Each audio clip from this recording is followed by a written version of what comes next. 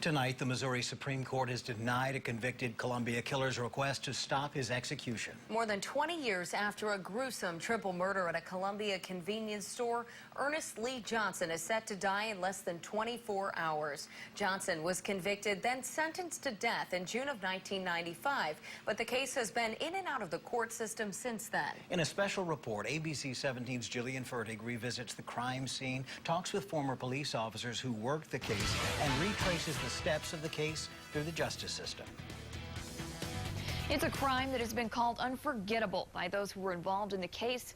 A case that former Columbia Police Chief Randy Boehm says to this day is unique, based solely on the gruesome and violent nature of the act that left 3 people dead.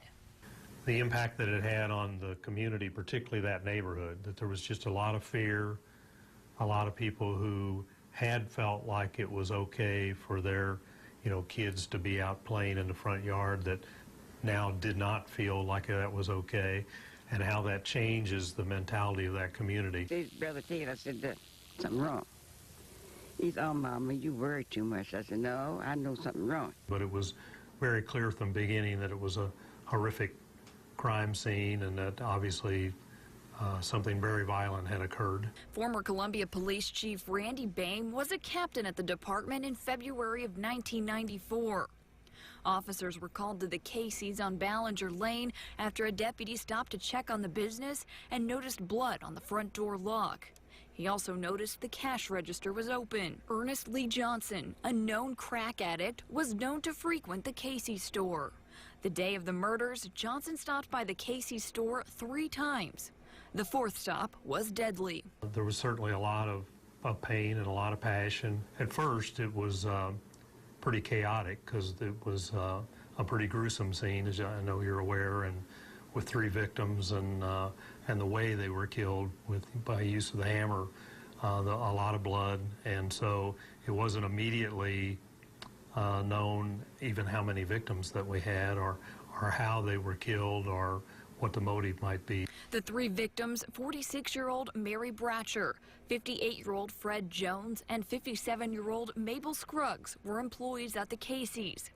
Boehm says the scene was so gruesome, investigators initially thought the victims were shot to death. We guessed yesterday that it was a shotgun or very high caliber weapon because of the massive destruction to the heads of the victims. Investigators would later find out that the victims were bludgeoned to death with a claw hammer. I know that there were a lot of searches of the area that were done looking for evidence, and recovered some evidence by at that time, across from that Casey's was a lot of open field.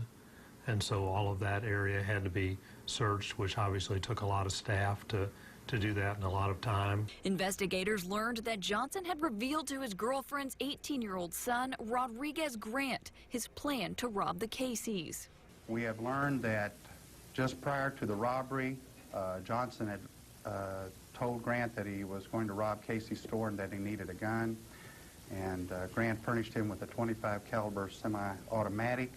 And just prior to the robbery, they test-fired the weapon to make sure it was working. When Johnson came back to the house that night, his face and clothes were spattered with blood.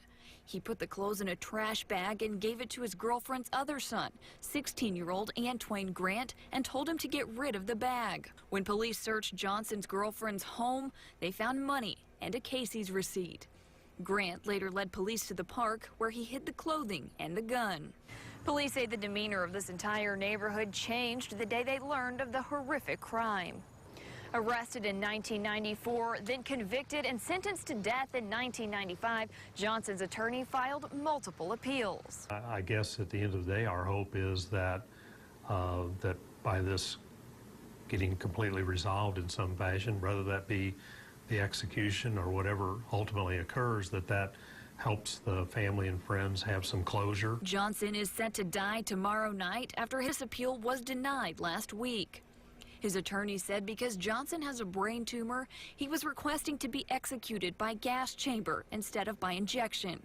The court denied the request. Do you feel like, over these last 20 years, do you feel like finally those victims and the family of those victims, that they're getting justice? I certainly do. I mean, there's no doubt in my mind at all that that's the person responsible. I think it's a horrific crime, and certainly justice is being served.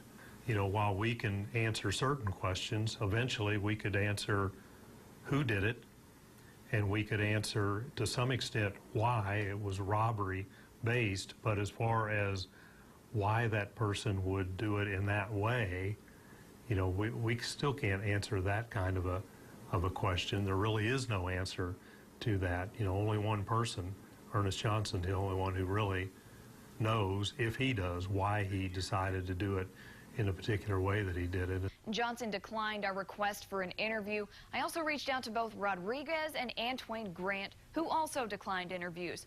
I did talk with the niece of Fred Jones, who did not want to talk on camera for this story, but told me in a Facebook message, quote, "My uncle was the most wonderful man. He was also slightly mentally handicapped. He had a twin brother, an elderly mother, who depended on him. He meant the world to me. Nobody deserves to die that way. Nobody." Since we started previewing this story, I've had several friends and family members reach out to me. Just this morning, a friend of Mabel Scruggs called and told me her friend Mabel was an incredible person who was always willing to help anyone. Jillian, thank you. Johnson is set to die at 6 o'clock tomorrow night. The only way the execution could be stopped is if the governor grants clemency or the U.S. Supreme Court halts the execution. Our crews will, of course, be covering the execution from Montana.